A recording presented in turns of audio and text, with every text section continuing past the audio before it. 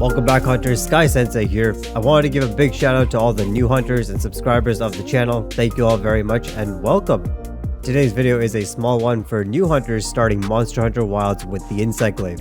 So if you're unsure of what gear to build, weapons to choose, or where to invest your materials as you level from low rank to HR 40, I hope this video can give you some direction to work towards. So as you may know, Monster Hunter has various stages in the progression to endgame. Low rank is the base story, which continues till you meet the flagship monster. High rank begins after that and continues the story progression while unlocking more monsters and higher tier hunts. Tempered and apex monsters are the top of the food chain that we have available right now to hunt. You'll need to keep progressing towards HR 40 and even more so to HR 100 to unlock all of these and all of the utilities to grind the best gear. So the recommendations in this video again are primarily for progress between low rank to HR 40. I will disclaimer here that there is no perfect build as you progress through the game. Honestly, it really depends on your playstyle and your comfort level. So in this video, I'll describe a few key skills that you should include in your builds as you level, and some weapon recommendations. By all means though, feel free to change up and use other skills that are available in the game. Depending on your playstyle, you may want those instead of other skills. I won't include low rank recommendations here since quite honestly, the armor does not make too much of a difference in low rank. You really want to just focus on getting a little bit of defense and learning how to evade monsters in order to survive and continue to progress. So let's start with the skills. As the Insight Glaive is a mobile weapon with very little protection, mobility, stamina, and damage skills are your best friends. So my first suggestion as you are progressing, a good skill is Adrenaline Rush. Now this skill works by activating when you complete a perfect dodge of a monster attack. By this I mean you'll need to be in the direct line of attack and you'll have to dodge just before being hit. Now this also includes monster roars, so if you dodge roll just before a monster activates their roar, you'll be granted with Adrenaline Rush as well. Your reward is a boost in raw attack for 30 seconds. This skill is very handy for glaives as you're always on the move, rolling and repositioning. Even aerial dodges can activate this skill, so if you mid-air evade while a monster is headed for you, you can get this boost in damage. This is a great mid-game skill as it grants you a large amount of attack boost while rewarding you for learning a monster and dodging appropriately. It's more ideal for solo hunts though, I will say. When you are the prime target of the monster, you can anticipate attacks appropriately to activate your Adrenaline Rush. In team hunts, this is less effective. I'd recommend a different skill like Peak Performance, which is a skill that boosts your damage when you have max health. In team hunts, you aren't always being targeted, so there is a chance that you'll have a window where you can maintain your max health and have that extra attack boost. Endgame wise, Adrenaline Rush is not as necessary, there will be better skills. The big downside of Adrenaline Rush is consistency. The skill relies on the monster attacking you, so once you have a lot of experience and you have higher damage, you will be able to avoid being hit by the monster, and you may be able to consistently prevent monsters from attacking you. So essentially, you've become too good. You're damaging well, and you're actually repositioning well ahead of time, so you don't need to wait around to dodge at the last second. In addition, if you get mounts or knocks, since the timer is only 30 seconds, Adrenaline Rush might run out before you can get a full phase damage in. So again, not very ideal when you're moving into endgame. Now as you grind HR, you will unlock more pieces and you'll get more jewels that you can then slot into different sets. So again, your set will really be fluid and changing. To start off though, I would recommend working towards the Rathalos Alpha piece. This is an ideal set with 2 levels of Adrenaline Rush.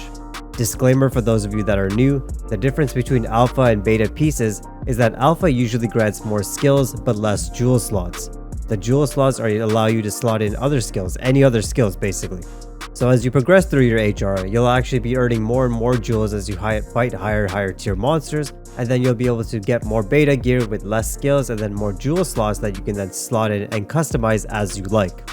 Going back though, the Rathalos Alpha gear, it grants 2 levels of Adrenaline Rush while also providing you with Evade Window 1.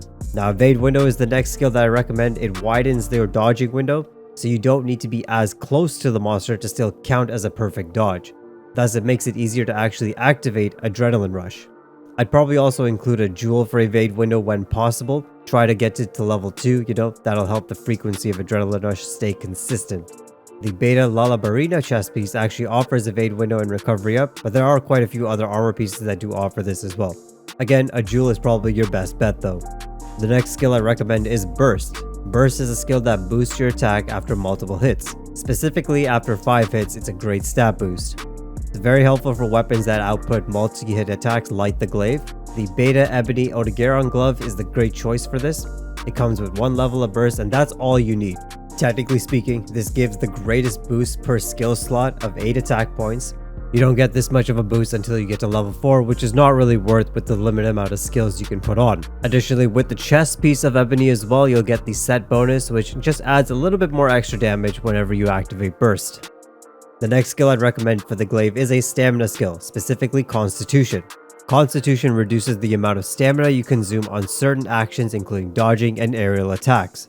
Very useful for the Glaive as again, you are a very mobile class and the last thing you want is to run out of stamina mid-combo. Constitution can be found on the Kutku Beta headpiece or the legs. Level 2 is good enough, you'll notice that the stamina is staying consistently high enough for most of your combos. I'd recommend you start with the headpiece but then switch to the legs once you get a physique jewel. The legs have a single slot jewel slot, you can slot that in to maintain level 2 and then save the headpiece for a better gear. The Kutku legs also have a recovery up skill, another skill that I recommend as you're progressing through HR. HR monsters hit a lot harder than low rank as you may notice, so you'll be taking a little bit more damage, but because you are changing armors so frequently, I would not waste a lot of your resources to upgrade armors. So instead, using a skill like recovery up will help you conserve your health resources, not use up too much upgrade materials and save those for endgame. The next skill I'd recommend you working towards is earplugs. Now earplugs works to nullify monster roars which would usually stun you. These roars will become more common as you progress through HR, as monsters roar when they enrage. Enrage is a state that once you've dealt a certain amount of damage, the monster will try to get a little bit more aggressive and deal more stronger attacks in an attempt to, of course, make you cart. So not having this skill doesn't really harm you per se. Monsters will never attack while they're roaring, but nullifying roars gives you a chance to attack or heal while they roar and while they're in a vulnerable state. So it's a nice quality skill. And on top of that, it'll let you dodge roll roars without any risk. If you miss the roll to activate Adrenaline Rush as I mentioned before, you aren't affected by the roar and you can still apply some damage. You may unlock this later in your HR journey as a jewel, it's probably better. All you need is really 1 level for most monsters since the Glaive has level 1 built in with triple buff. So with level 2, the only monsters you won't be able to nullify are really the Apex monsters. Level 3 is required for that and it can be possible but it might not be worth as you're progressing. I'd recommend the Ebony Beta chest piece again for this. It's got the skill directly on it, but then it has 2 great level 2 jewel slots which you can then put in some attack skills like Peak Performance or Resentment later on. So with that kind of gives us some basic recommendations for the skills and you've got sort of a basic set for you guys to run off. I can guarantee you this set will carry you to endgame. It did for me all the way up to 41. I was using this set. And then I started working on a proper endgame set. The helmet is really the variable piece in this set. As you level up your HR, you may want to change this to better attack skills like Peak Performance, Resentment, Weakness Exploit, or Agitator. These are all more endgame skills that add more consistent and controlled damage to your hunts. So as you level up your HR, keep changing the helmet out, get some better skills on, or whatever you really need to continue your progress. Now, for weapons to accompany this HR progression, I would highly recommend sticking to physical or status weapons. Quite honestly, Element is good too, it's great actually in wilds, but you will need to spend a lot of resources for different hunts then. And there's nothing wrong with that. If you want to take a nice slow progression for this game, build every glaive, build every element so that you have something for every monster, go right ahead. For a more general weapon, the Paralysis Glaive is by far the best in my opinion. The Lala Glaive has high para status for their levels too, 150 at rarity 5 and 200 at rarity 8. It's kind of a broken glaive honestly. You paralyze monsters really frequently, at least 3 times a hunt. Paralysis is great, it kind of freezes the monster, gives you a big opening for high output damage, very helpful in team hunts as well. On top of this, the glaive has a 15% affinity from rarity 5 onwards. Now that's also great affinity for those of you that don't know, it's basically like a crit chance on a monster weakness point, and that's not just to say the wounds, right? It's just any body part that is weak to your specific element or weapon. Also to note, the rarity 8 version of the Lala Glyphs gives so much white sharpness. It's absolutely beautiful. The cherry on top of all of this is the Kinsec level. The Paralysis Glaive is one of the many glaives that are actually on the higher tier for the Kinsec. Kinsec levels are determined by the weapon you use and not by the Kinsec that you have. So higher levels of this Kinsec level will make sure that your Kinsec deals more damage, apply more status, and sever or blunt damage on a monster so it's easier to cut tails or stun a monster. So this tree, absolutely recommend, it's absolutely beautiful.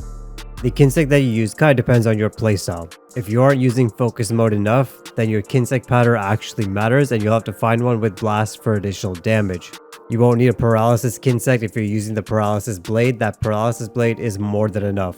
If you are using focus mode though and you fight with your kinsect, the powder isn't as important, but the type of kinsect is. Severing kinsects are good for tail cuts, while blunt kinsects are good for studs. Blast damage is also great. The Ajaricon tree is worth positive affinity, slightly less than the Paraglaive, but it's still good. Blast damage is also extra damage, though compared to the Paraglaive, you are benefiting consistently with extra damage buildup.